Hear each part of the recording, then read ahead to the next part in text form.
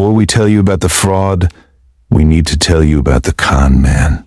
Because that is what this is. Not a business story. Not a cautionary tale about ambition without discipline. This is a premeditated criminal conspiracy, executed over 6 years by a man who understood, from the very beginning, exactly what he was doing and exactly who was going to pay for it when it fell apart. They just didn't plan on getting caught. They never do. His name is not important yet. What is important is the mask. In 1996, at the height of the dot-com gold rush, he wore that mask better than almost anyone alive. Silver-haired, impeccably tailored. The kind of man who could walk into a room full of the sharpest financial minds in the country, look them dead in the eyes and make them feel privileged to hand him their money. He spoke about the future the way a preacher speaks about heaven, with total conviction, with zero evidence, and with the absolute certainty that nobody in the pew was going to ask for proof. The company he ran was called Vantage Global Corp, and on paper, on the very carefully constructed, elaborately falsified paper that his team produced every single quarter, it was the most successful corporation in America. For 6 consecutive years, Vantage Global Corp had nothing but growth. Soaring, record-breaking, analyst-silencing growth that turned pension fund managers into believers and retail investors into devotees. The stock climbed so consistently, so aggressively, that questioning it began to feel less like due diligence and more like a personal failing. That was not an accident. That was the con working exactly as designed. Because here's the truth, that the FBI would spend 3 years and $40 million in investigative resources proving Vantage Global Corp was never growing. It was never profitable. From the moment the fraud began, every quarterly earnings report the company published was a work of deliberate criminal fiction, authored by a CEO who knew the real numbers, buried the real numbers, and then stood in front of cameras and told the world a different story. He didn't use a gun. He used a pen. But make no mistake about what he was doing. He was robbing people. Millions of people. People who trusted him with their retirement savings, their children's futures, their entire financial security, and he looked them in the eye, and he lied, and he kept lying, and he got rich doing it, and he did not stop until federal agents showed up at his door with a warrant. This is the story of how he did it, and how they caught him. Every con has a motive, and the motive here was not complicated. By early 1997, Vantage Global Corp was in serious trouble. The technology infrastructure the company had promised investors, the revolutionary platform that had been the centerpiece of every earnings call and every investor presentation for the previous 2 years, was behind schedule, over budget, and fundamentally not working. The revenue projections that had launched the stock into the stratosphere were not going to materialize. The growth story was dead. A legitimate CEO at this moment calls his board. He restates the projections. He takes the hit to the share price, faces the music, and begins the long process of rebuilding credibility. It is painful. It is humiliating, but it is legal. The CEO of Vantage Global Corp was not a legitimate CEO. He was a con artist who had spent years constructing a persona of invincibility, and he had $63 million in unvested stock options sitting on the table. Options that would pay out at full value, only if the stock price held. If the truth came out, those options were worthless. If the truth came out, the empire was over. If the truth came out, the private jets, the 4 homes, the $28,000 a month apartment in Manhattan that the company was quietly paying for, all of it disappears. So the truth did not come out. Instead, he called a meeting. Not a board meeting, not a legal meeting. A meeting with his CFO and his head of accounting in a conference room on the 44th floor, with the blinds drawn. Den, in which the decision was made to commit what federal prosecutors would later describe in the indictment as a sustained and knowing conspiracy to defraud investors, employees, and the United States government through the systematic falsification of financial records. They built the fraud on two criminal instruments. The first, federal prosecutors would label ghost revenue. The second, they would call debt laundering. Together, they allowed Vantage Global Corp to report a reality that did not exist for 6 years, without detection, at a scale that had almost no precedent in the history of American financial crime. Ghost revenue worked like this. When Vantage Global Corp signed a contract, any contract, regardless of its terms, regardless of whether a single dollar had actually been received, the company would book the entire projected lifetime value of that contract as immediate profit. A 10-year deal worth $50 million over its full term would appear on the next quarterly report as $50 million of revenue, recognized today in full in cash. The money did not exist. The cash was not in the account. What was in the account was a signed piece of paper that might, over a decade, generate that revenue. If everything went perfectly, if the client never canceled, if the services were actually delivered. None of those conditions were guaranteed. Most of them were never met. But the number appeared on the earnings report, and the stock went up, and the CEO's options vested a little closer to their full value. And nobody who was getting rich asked the question that should have been asked: where is the actual money? The second instrument, debt laundering, was quieter, more technical, and in some ways more brazen, because the fraud was generating real losses on a massive scale, and those losses had to go somewhere. They couldn't stay on the official balance sheet.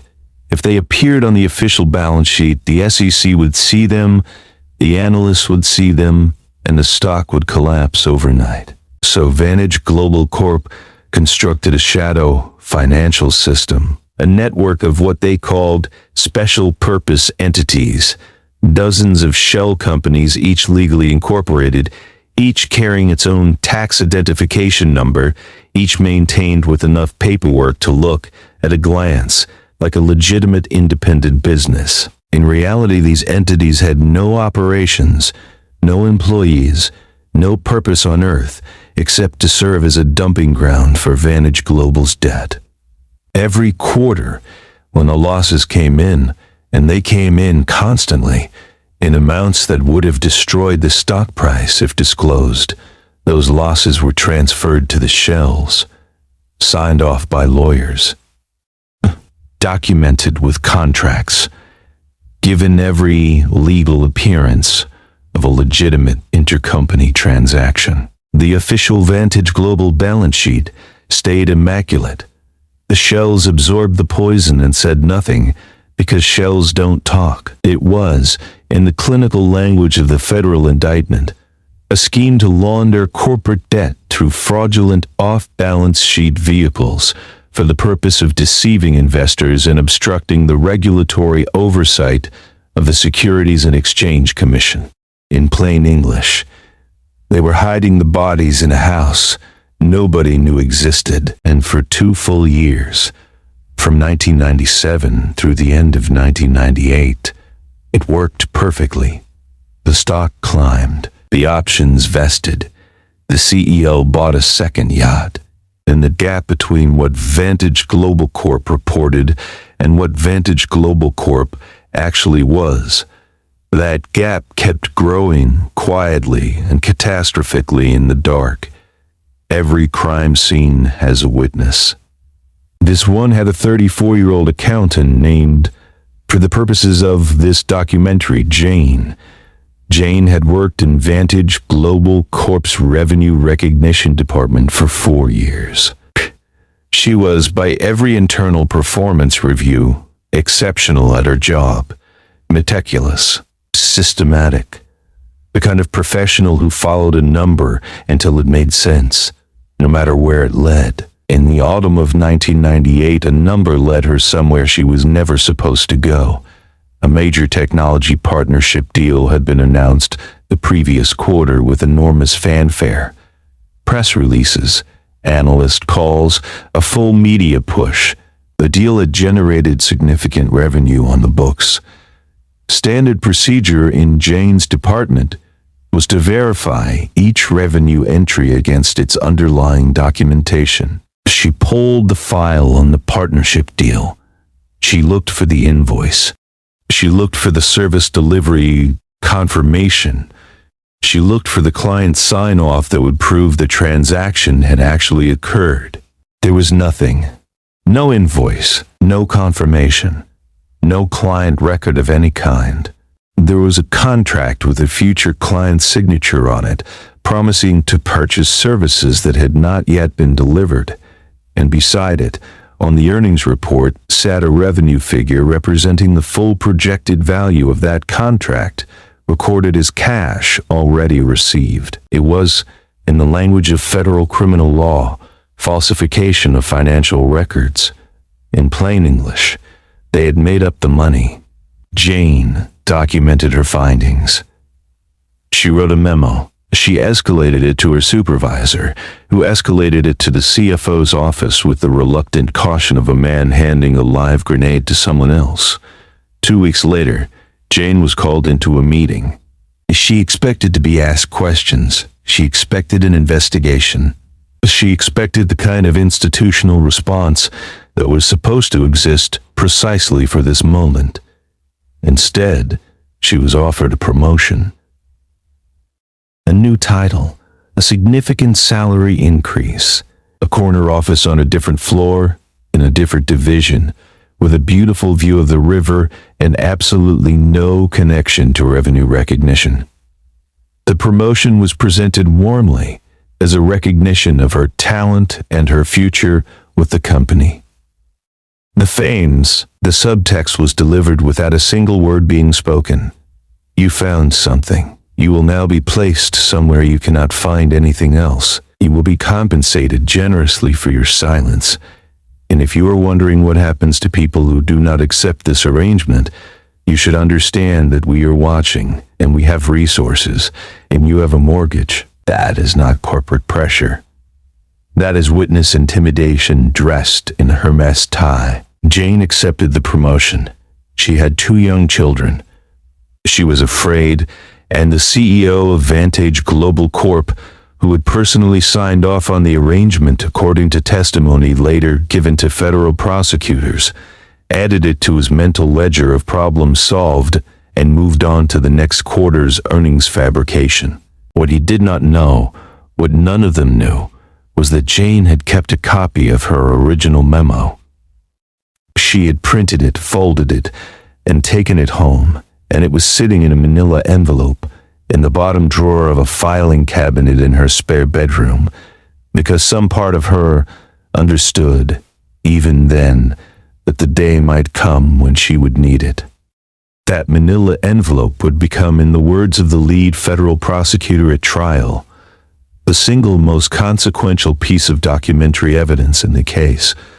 It would prove not just that the fraud existed, but that senior leadership knew it existed and took active steps to conceal it. It would transform the charges from securities fraud into an obstruction conspiracy. It would, in the end, be the document that put the CEO in handcuffs. But that day was still 2 years away. In 1999, Vantage Global Corp stock was still climbing. The CEO was still flying private. The shell companies were still absorbing the debt, and the forensic trail that would eventually unravel everything, the paper trail that had been so meticulously constructed to look like nothing, was growing longer and more incriminating with every passing quarter. In a cubicle at a mid-sized institutional investment firm in Boston, a 31-year-old analyst named Marcus had been staring at a set of Vantage Global numbers for 3 months that refused, no matter how he approached them, to reconcile. The cash flow didn't match the revenue. The debt-to-equity ratio didn't track with the reported profits. The footnotes referenced entities he could not find in any corporate registry. He had been told by his supervisor to move on, that the models were fine, that everyone owned Vantage Global, and it was performing beautifully. Marcus did not move on. Marcus kept pulling the thread, and what he found, when he finally pulled it all the way out, was not a loose end. It was a rope. And somewhere on the 44th floor of a glass tower in Manhattan, the CEO of Vantage Global Corp had tied one end of that rope around his own neck without ever realizing it. By the spring of 2000, the feds were in the wire. The SEC's Enforcement Division had received 3 independent tips between January and March, one from a short seller's research note, one from Marcus's firm, and one from an anonymous source inside Vantage Global Corp, whose identity remains sealed to this day. The tips were consistent, specific, and pointed at the same set of transactions. The SEC opened a formal investigation in April. What began as a regulatory inquiry became, within 6 weeks, a criminal referral to the Department of Justice. The investigators assigned to the case were not looking at a business in decline. They were looking at a crime scene, and they approached it the way you approach a crime scene. Methodically, forensically, following the evidence wherever it led, and letting the evidence speak for itself. The first thing they found was the ghost revenue. When investigators subpoenaed Vantage Global's major clients and cross-referenced their payment records against the company's reported earnings, the gap was immediate and enormous. Revenue that had been reported as received had never arrived. Contracts that had been booked at full value were still in negotiation on the dates they were recorded as completed. In one case, a deal recorded as generating $340 million in revenue in Q3 1998 had not even been signed until Q1 1999. The company had recorded the money 4 months before the contract existed. That is not an accounting error. That is falsification of federal financial disclosures. That is a felony. The second thing they found was the shells. It took the forensic accounting team 6 weeks and a team of 12 examiners to map the full network of Vantage Global special purpose entities. What they uncovered was a shadow balance sheet, a parallel financial universe running alongside the official one, carrying losses and debt that, when finally consolidated back onto the parent company's books, totaled a number that made even seasoned federal investigators go quiet for a moment. $80 billion. $80 billion of debt, loss, and liability that Vantage Global Corp had systematically concealed from its investors, its auditors, its board, and the Securities and Exchange Commission over a period of 6 years.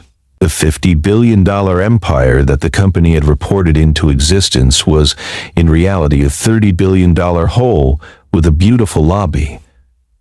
The third thing they found was Jane's memo. By the time investigators made contact with her, Jane had been sitting on that envelope for nearly 2 years.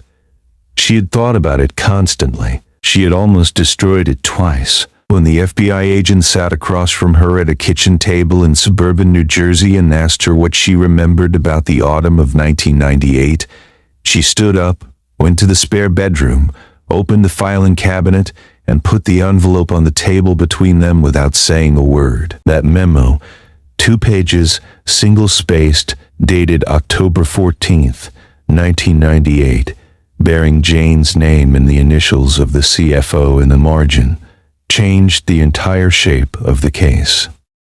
It proved that senior leadership had been made aware of the fraud, had identified a witness, and had taken deliberate action to neutralize that witness through a coordinated promotion designed to remove her from the relevant department and purchase her silence. That is not mismanagement.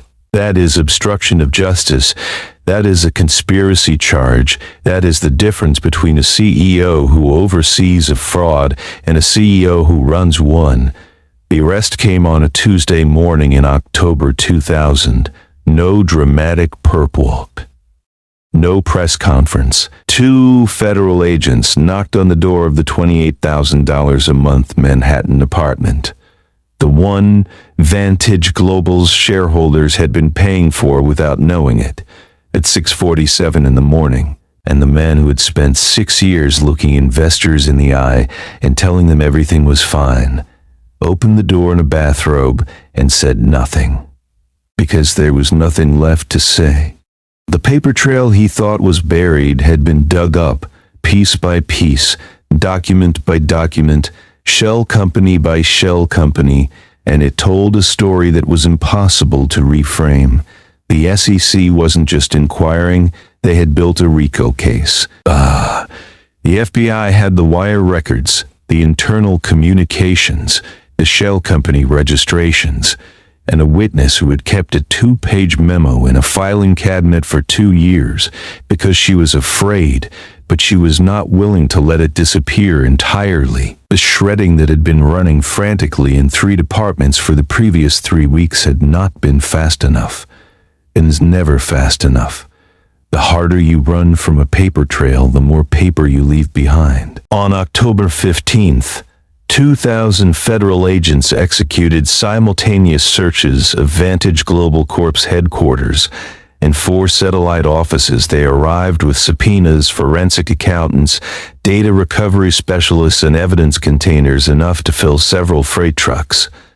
Now, they left with everything: the hard drives, the ledgers, the internal communications, the shell company documentation, the records of every transfer, every falsified entry, every signed certification that stated, under penalty of federal law, that the numbers were accurate. The numbers were never accurate. They had never been accurate. And the man who certified them, quarter after quarter, with his signature and his smile and his absolute unshakable confidence, was going to spend the next several years explaining that to a federal jury. The greatest financial crime in American corporate history had run for 6 years, 2 months, and 14 days. It had stolen the retirement security of thousands of ordinary people who had trusted a man with a good suit and a gift for making lies sound like vision. It had not been invisible. The warnings were there. The evidence was accumulating. The numbers never quite added up. But the machine of collective greed had been powerful enough to keep everyone who might have stopped it looking away just long enough for it to keep running. Until it couldn't run anymore. Until one accountant kept a memo. Until one analyst kept pulling a thread. Until the feds stopped inquiring and started investigating. Until the mask came off, and underneath it was exactly what it had always been: a criminal, a conspiracy, and a crime scene, disguised as a corporation. 2 cards.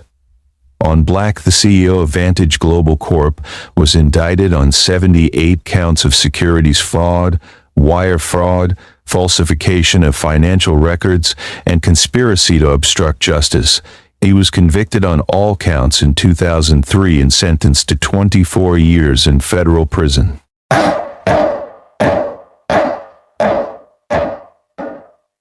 He served 12 before a partial reversal on a narrow jurisdictional point secured his early release. He has never apologized. He has never acknowledged in any public forum that what he did was wrong. The CFO entered into a cooperation agreement with the Department of Justice and became the government's key witness at trial. His testimony was described by the presiding judge as comprehensive, credible, and devastating. He pled guilty to 6 counts and was sentenced to 5 years. He was released after 3. He now teaches a course on financial ethics at a business school in the Northeast. The accounting firm that certified Vantage Global Corp's financial statements for 6 consecutive years and whose partners signed off on every falsified report without, they claimed, detecting the fraud, was itself indicted for obstruction of justice after investigators found evidence that senior partners had been warned about irregularities as early as 1999. The firm surrendered its operating license rather than stand trial. It had been one of the 5 largest accounting firms in the United States. It ceased to exist in 2002. Thousands of Vantage Global Corp employees discovered that the retirement savings they had been encouraged by the company's own human resources department to hold in Vantage Global stock were effectively worthless. The average employee pension account lost 94% of its value. A class action civil suit was settled for pennies on the dollar. No full restitution was ever made. Many of those employees never financially recovered. In the wake of the Vantage Global Corp prosecution and several related cases, Congress passed landmark financial reform legislation requiring corporate executives to personally certify, under criminal penalty, the accuracy of all financial statements filed with the SEC. The law was a direct response to 6 years of certified lies. Jane, the accountant, who was promoted out of her department rather than allowed to ask more questions, testified before the Senate Finance Committee in 2003. She told the senators that she had known, the moment the promotion was offered, exactly what it meant. She accepted it because she was afraid. She kept the memo because some part of her refused to let it disappear entirely. Without that memo, prosecutors have said the obstruction conspiracy charge, the charge that added 8 years to the CEO's sentence, could not have been proven. Jane was never charged with any crime. She has never spoken publicly about Vantage Global Corp again. She did not attend the trial. She did not watch the verdict. She has said to the one journalist she has ever permitted to ask about it that she thinks about the other employees, the ones who lost everything every single day, and that she is still afraid. She not of the company which no longer exists, of how easy it was for all of it to happen, and how long it took anyone to stop it. He didn't use a gun. He used a pen, but thousands of families were left with nothing. The result was the same. Bryant, federal prosecutor, United States Vantage Global Corp, 2003. Now, we want to hear from you. Drop your answers in the comments. Let's talk about it. Question. 1. The auditors signed off on Vantage Global Corp's books for 6 straight years and collected tens of millions in fees to do it. Do you think they were genuinely fooled, or did they know and look the other way? Who carries more guilt, the man who commits the crime or the professional paid to certify it? Question. 2. Jane found the fraud 2 full years before the collapse. She had a mortgage, 2 children, and a very clear understanding of what that promotion meant. Would you have done the same thing? At what point does fear become complicity, and where do you draw that line for yourself? Kitchen 3. The CEO served 12 years. Thousands of families lost everything and never financially recovered.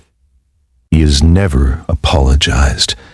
Do you think white-collar criminals are treated too leniently, or does the punishment fit the crime? Drop your verdict in the comments.